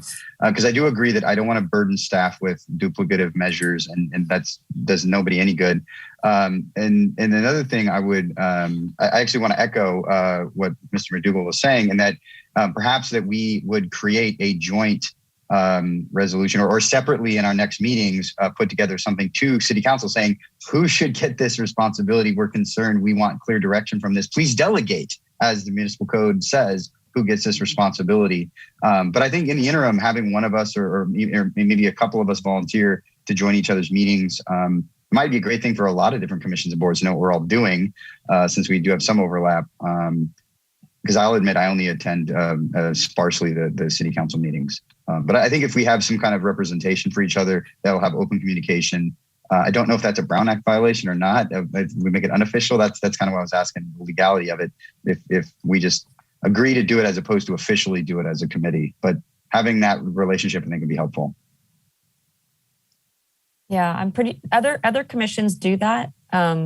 There's liaisons from the Sustainability Commission to other ones, I forget, or the cultural arts to public arts. And they do that. They do cross-pollinate, as somebody had mentioned earlier. So I think that I like that idea a lot. But I'm wondering, again, Mr. McDougall, how would that proceed? Would someone make an agenda item to select somebody at the next meeting, or if we were interested in doing that? First of all, safety does appear in the purpose of the Infrastructure Oversight Board, but not in the powers, to be intellectually honest with Member Vanderboord.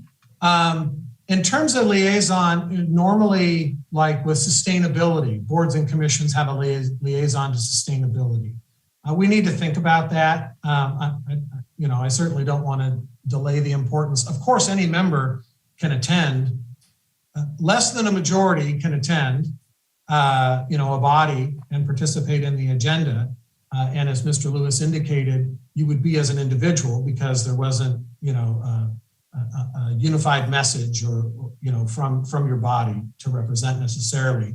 But I think really to eliminate the confusion, there should be some formal direction. Of course you can attend, and as long as the items falls within your agenda, an agenda item, but I don't see you having an agenda item on what IOB did, or IOB having an agenda item on what transportation did. Although, does the CIP include line items for Prop A, Prop C, and Measure R?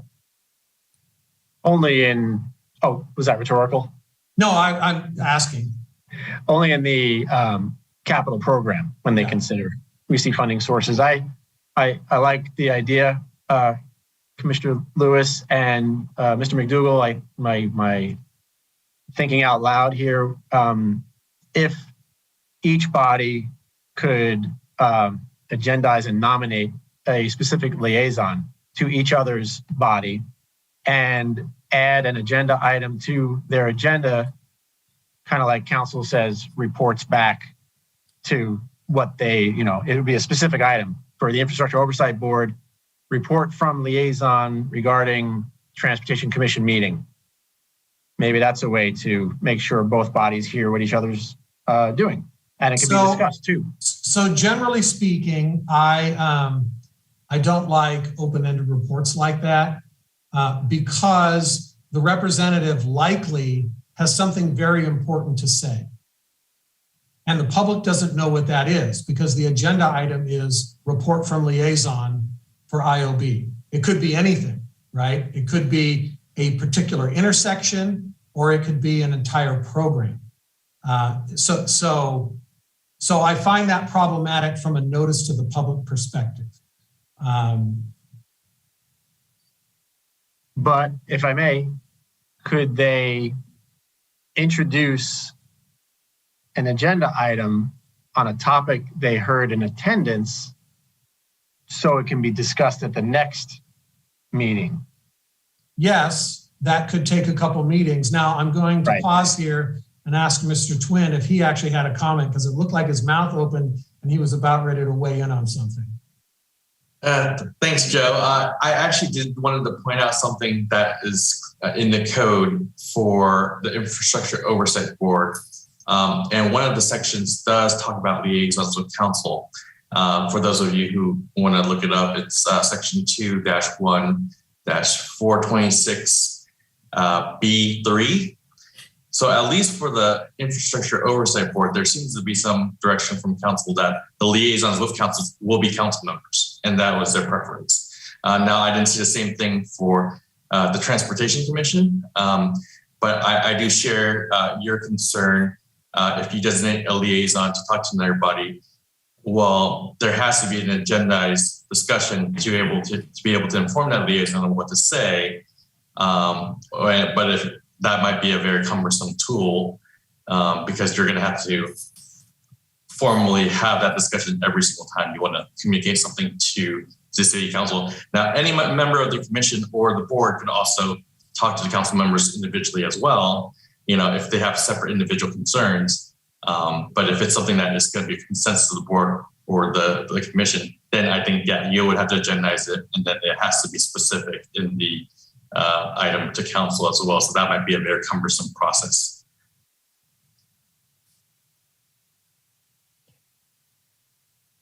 I think it might be, I don't want to go too much into the detail of how this would work because again, that would be going off the agenda item tonight, I think. But I would, Mr. Lewis, I think that's a good idea. And I am going to add that to my request later for agenda. So if you add it, we could both add it. And then in our next meetings, we can hash out the details. How's that sound? Sounds good. Thank you. Okay. Mr. Vanderboort.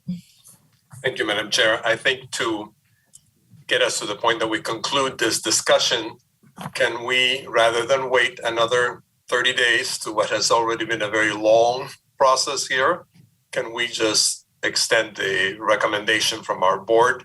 Perhaps the Transportation Commission will do the same They don't have to, but from our board to the council, because we're supposed to receive staff presentation and provide input on the roles and responsibilities each body is assigned. That's after they provide us our roles and responsibilities. And here we are 2 hours later, still scratching our heads. So can we just simply ask the council to clarify how traffic safety issues should be addressed by both boards? We might as well just bite the bullet, ask, and we may very well get a very clear direction. If we don't, then we'll continue. Mr. Bergman has made clear that as board, he feels comfortable that as board members, we can discuss policy issues related to the safety of infrastructure at large. Mr. McDougall, not necessarily only traffic, but traffic is part of the infrastructure. The infrastructure supports the traffic movement. So can we do that, Madam Chair, and move forward? And then we can get to all the incidental added agenda items that I think have sort of been spawned by our great discussions. Yeah. Can we do that tonight, Mr. McDougall, Mr. Berkman? Can we ask tonight to get direction from council? Yes. So does that require a motion from all of us to do that, or how does that work? And does it require a motion and a vote from all of us to agree on that, or do we just simply we have now relayed to you the desire to do that, and then that happens? Well, to be clear, each board could make a motion. The motion. So you're responding to the presentation and the lengthy discussion. Does each board wish to have it? And the motion could be blank board wishes to take up traffic safety discussions and we request further council direction. Or we don't want to discuss traffic safety. We want the other board to have it. Mr. Vanderboer, did you want to make a motion on what you would like the council to consider on the issue of traffic safety for us? Sure, Madam Chair. I would move that our board request clarification from council as to which board or commission they wish to have be the lead board for traffic safety matters.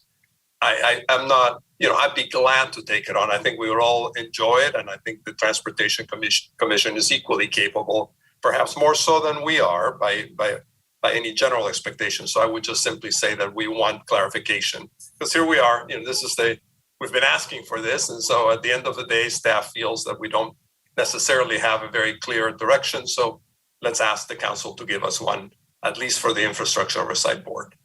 Okay, great. Thank you. Do you have a second from the Infrastructure Oversight Board members?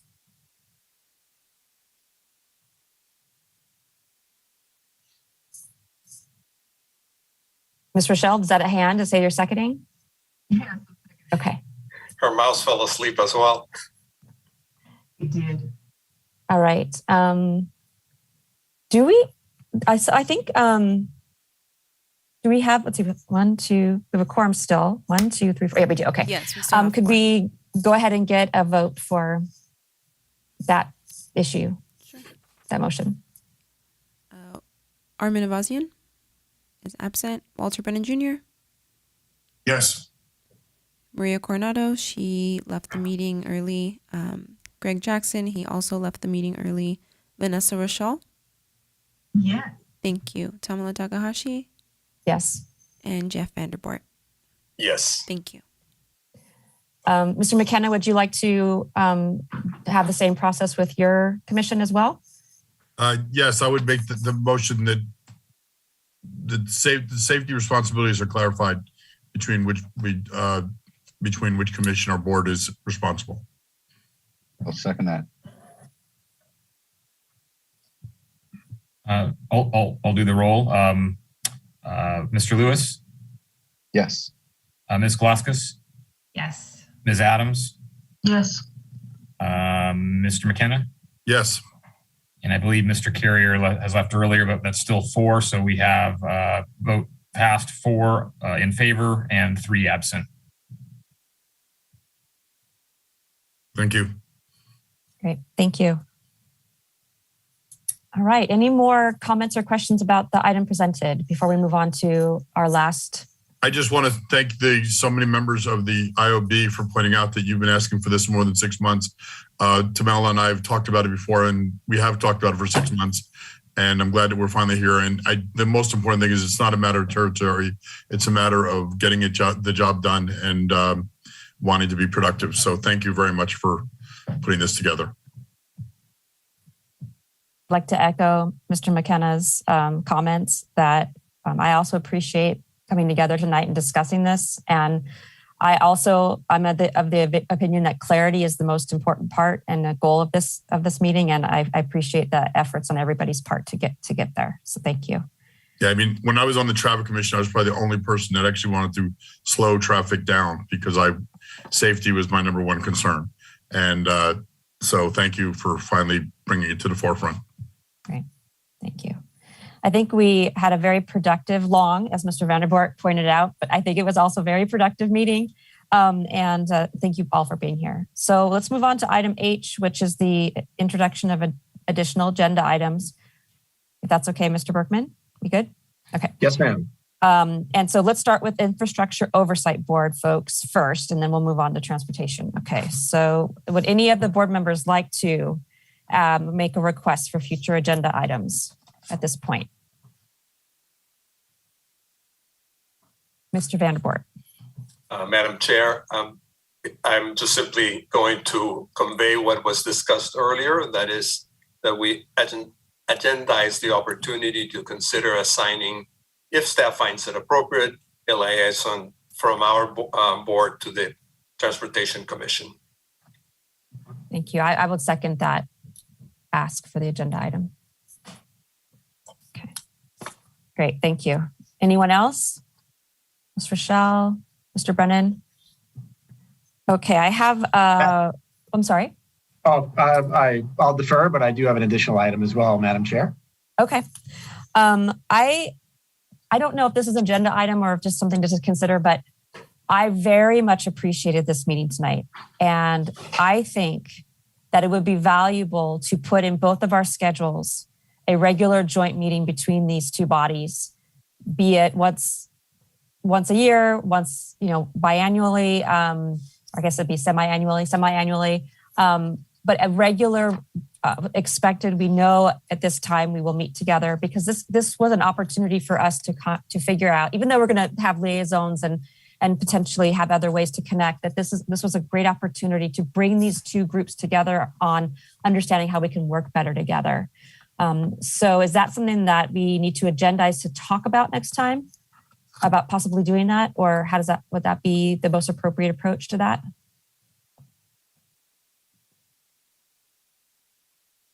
Okay. I'm stumped. Okay, I'm going to make a motion that we agendize for the next meeting, discussing possibly creating a regular joint meeting with the Transportation Commission. Second that. Mr. Brennan, did you second? Yes, I'll second that. Okay, thank you. All right, did you have another item too, Mr. Berkman? Yes, for the next meeting, a small one of discussion of the location for in-person IOB meetings. Is next month, however, going to be in person? Yes, and that would be in the chamber. Okay, so we would have this item you're asking us to discuss will be discussed in the chamber about whether we want to stay in the chamber? Correct. Okay. That's fine for me. Anyone else have a comment on that? Okay. Mr. Brennan, did you have an item that you wanted to bring forward? Just a real quick item. Whoever, I was thinking we were talking about safety tonight.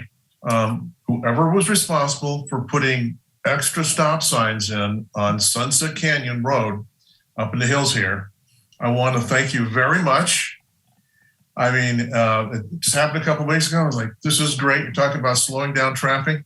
Yes, we know speed bumps are kind of, I don't know, people don't like them very much, but it made this like stop signs even more because they really have to stop. And for those of us who do get up in the morning and walk our dogs or just go out for the walk because it's nice between the hours of 6:30 and 9, it's great to have the traffic slow down because there are no sidewalks on Sunset Canyon. And so it's kind of hazardous the way some people drive. That's all I can say. So thank you very much. Appreciate it. It was probably Mr. McKenna. Well, whoever it is, thank you very much. That's all I can say. Mr. McKenna hikes in those hills too, or at least he tried when he was preparing for his Rocky Mountain adventure. Well, to be honest, Mr. Brennan, that was not on the agenda item. However, I will allow it since it was a great one. I just want to say thank you. So, Mr. McKenna, we're still doing the IOB. Did you have something? I was going to ask you if we could consider a joint agenda item. Oh, okay. Because it is May, which means there's only going to be 2 more meetings for both either our commission before school starts. And everyone seemed to be excited at the back to school safety committee. And I'm looking at, ironically, 3 of us, my wife and 2 children, are in the same classroom. So we obviously have an inroad at one school. But like I said, our value is our spread in the community.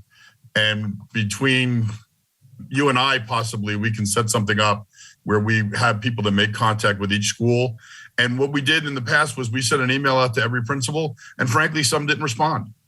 But the ones that did respond, we responded with enthusiasm, and we had some positive input. So, like I said, it's May, so this is something that we have to agendize for June if we're going to implement it in July. I'm sorry. What is your motion to agendize? My motion would be to have a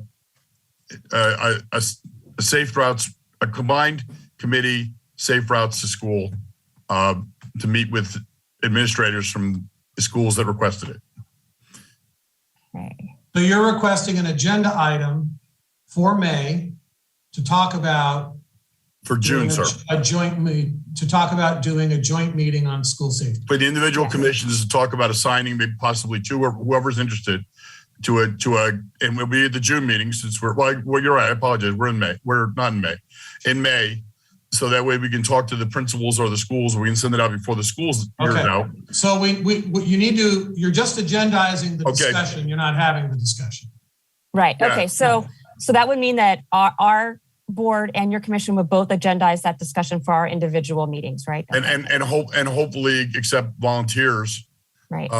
That would be interested in spending a couple of mornings observing drop off and pick up and seeing whatever the school administrators would like us to communicate with the school.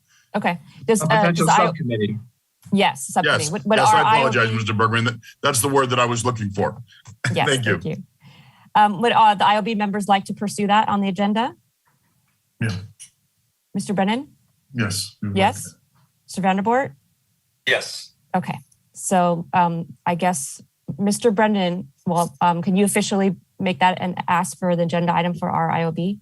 Yes, I'd like to agendize the fact that I'm putting a committee together to join with the Transportation Committee to set volunteers out to watch the children being delivered to school. School safety subcommittee, right? Yeah. Okay, thank you. All right, I think that's all we have for IOB now. All right, moving on, Mr. McKenna, if you want to go through the same process with your board members. Well, my first one was School Safety Joint Subcommittee. My second one, I think you have to officially make that agendized item in your group, though. Yeah, so I'm going to make a motion for it to be agendized item for the Transportation Commission. Can I get a second? I'll second.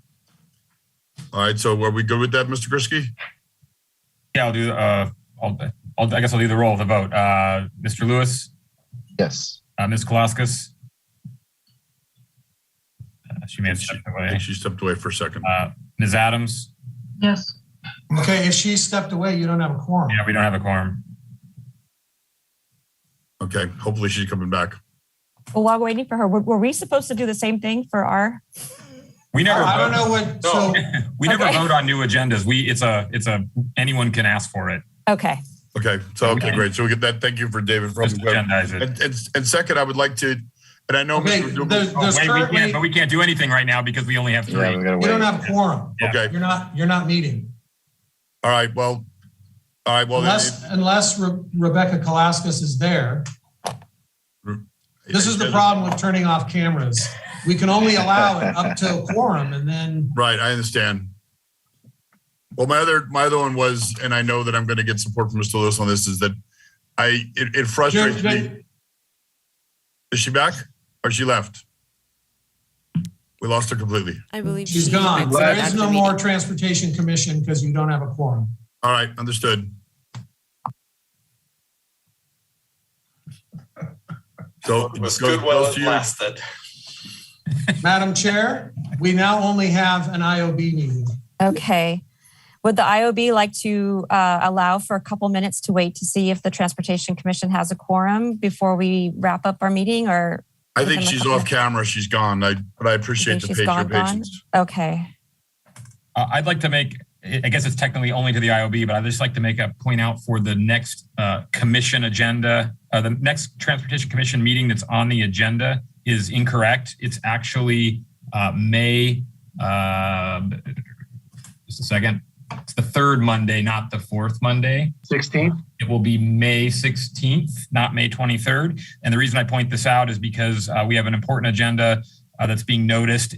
We are considering a service change of our green route. This is the culmination of what we've been talking about over the last few months. And it's the opportunity for public comment on that service change. So I just want to make sure everybody has the right date for that.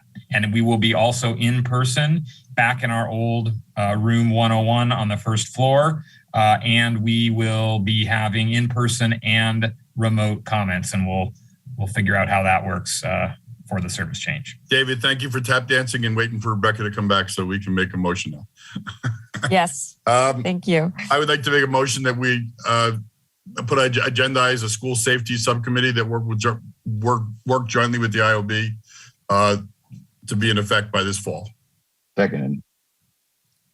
And second, I know it's a safe routes, a street improvement project or anything, but I think that when I look at protected bike lanes and just I'm talking about the cones in the street in North Hollywood, it just frustrates me that I think that especially on our streets like Verdugo that have bike lanes painted, that's something we should be able to do. Okay, Chair McKenna, I'm sorry, you can't advocate. You can only ask Okay, for an item to be can I thank you. Can we ask to put that on the agenda to consider that?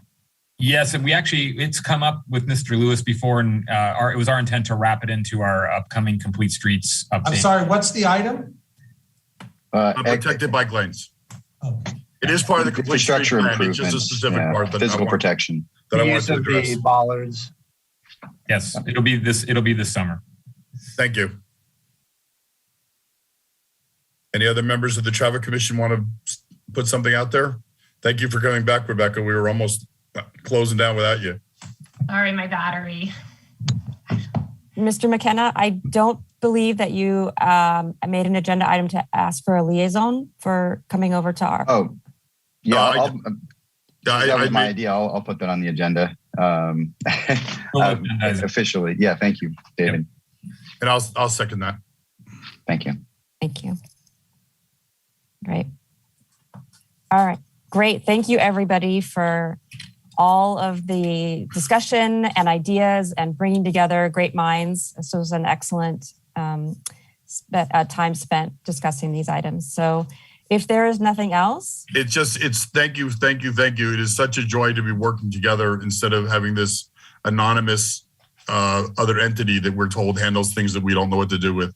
And and I, like I said, Mr. Bergman, I'm the guy who wants to slow traffic down. So you want to talk about bulb outs or putting trees in the middle of streets? I'm in your corner. But thank you very much. I look forward to working with all of you. So our next IOB meeting will be on May 26th, and the Transportation Commission was May 16th. May 16th. May 16th. In person. With still virtual call-in ability. So thank you all for being here tonight, and we'll see you all in May. I'll see you Wednesday, Madam Chair. Yeah, see you Wednesday. Bye.